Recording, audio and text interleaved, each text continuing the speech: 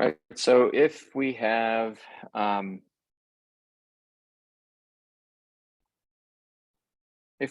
two domains, right, our electron domain geometry is going to be linear. And if we're linear, we have two electron domains. Our hybridization is going to be sp hybridized because we're going to mix together an s and a p orbital. And because of that, our bond angles are going to be 180 degrees. If we have three domains, our electron domain geometry is going to be trigonal planar.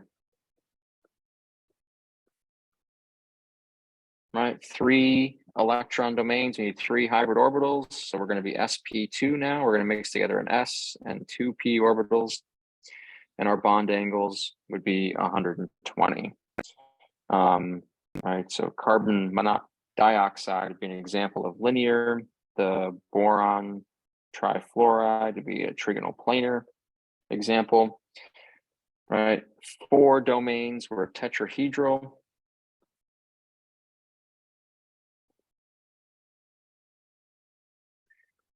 sp3 because we mix together an s and then three p orbitals. Our bond angles are 109.5 degrees, and methane would be an example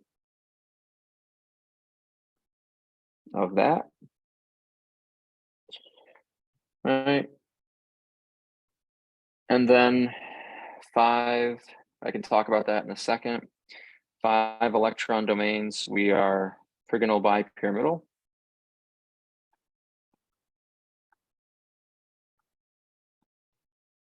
We are sp3d, mixed together an s, three p orbitals, a d orbital. We have two bond angles now.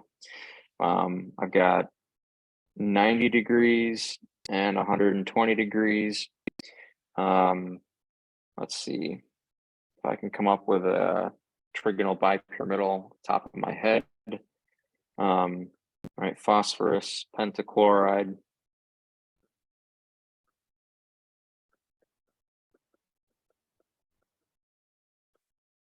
Trigonal bipyramidal, where we have two bond angles, 90 axis to the equator, and then around the equator for 120, and then octahedral. sp3d2, we're going to mix together an s, three p orbitals, two d orbitals, and now our bond angles are back to 90 degrees. And an example of that would be the sulfur hexafluoride, right, where everything axis to the equator is 90 degrees apart, and everything around the equator is 90 degrees apart. For the trigonal bipyramidal, we can influence the electron domain geometry. We can influence the bond angles, by where we're placing those lone pair electrons. We can do that a little bit in tetrahedral as well. And so, for example, ammonia falls in that tetrahedral electron domain geometry.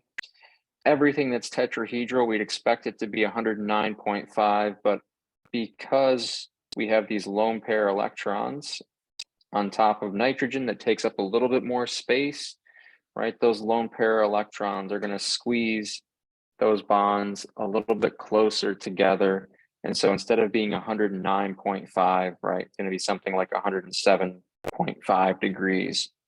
But Ellie, for the most part, as long as you know tetrahedral 109.5, that's what I would want you to know. We don't need to worry too much that it'll change a little bit based on lone pair electrons. But no, like this page would be a pretty good review of domains to geometries, to hybridization, to bond angles, to examples of that. Yeah.